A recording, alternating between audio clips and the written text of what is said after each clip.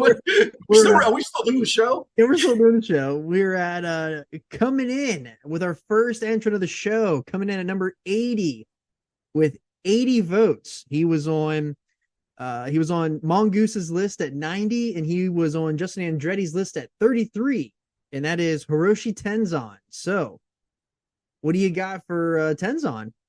Man, I love this guy. So, you know, when New Japan's a little different. So when you watch New Japan shows right now, you're going to get a lot of like 6-man tags, 8-man tags, things like that, right? And there's always people thrown in there that kind of whip your ass a little bit, right? So you probably get like some of the older guys that are in there that are like, holy shit, this guy, man.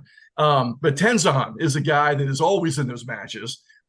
He's got an unbelievable look, with the dual kind of mohawk thing, right? Yeah, yeah.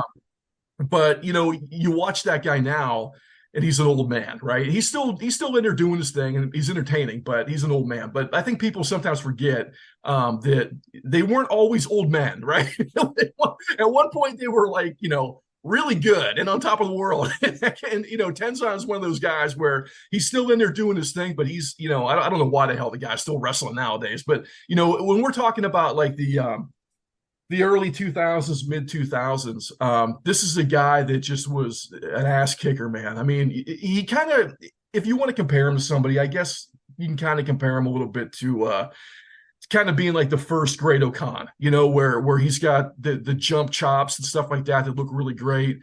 Just a great offense, man. A great offense from that guy. I think people kind of don't realize the importance that he had, over the course of time. Yeah, also, the thing about Tenzan, the American audience may kind of remember him from the fact that he wrestled Savage at Starrcade '95. Mm-hmm. I mean, people don't really remember that, but he had a really brief WCW run when they were bringing people in, and then he was another member of NWO Japan. And he did a couple matches, in WCW, but the bulk of his really good stuff, I think, was probably prior to that. In New Japan. But I mean, look, man, just a guy that has a great look, an awesome offensive set, and look, if you want to see something good from him, the Yuji Nagata match on New Japan World from January 4th, 2001. I watched that last night, which is really good. But there's a match. So he had two matches with Savage. So he had the Starrcade match with Savage in 1995. Go check that out if you want. But then he had another like a revenge match with Savage in New Japan, and I believe that's the one that's on YouTube.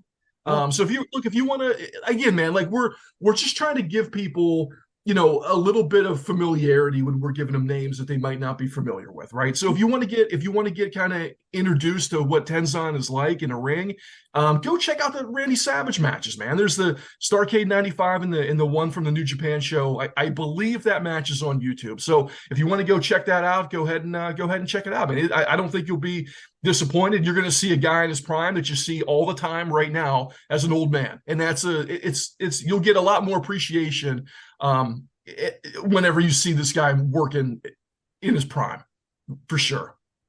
Yeah, and some other notable notes on Tenzan is that he was the IWGP Heavyweight Champion 4 times. He was the Tag Team Champion 12 times. He won 3 G1s. He has a lot of it. I mean, I didn't even realize he had. I mean, he won 3 G1s in 4 years, so that's a big deal when you think about that. That would be like somebody winning the Royal Rumble 3 out of 4 years. Right, that's crazy.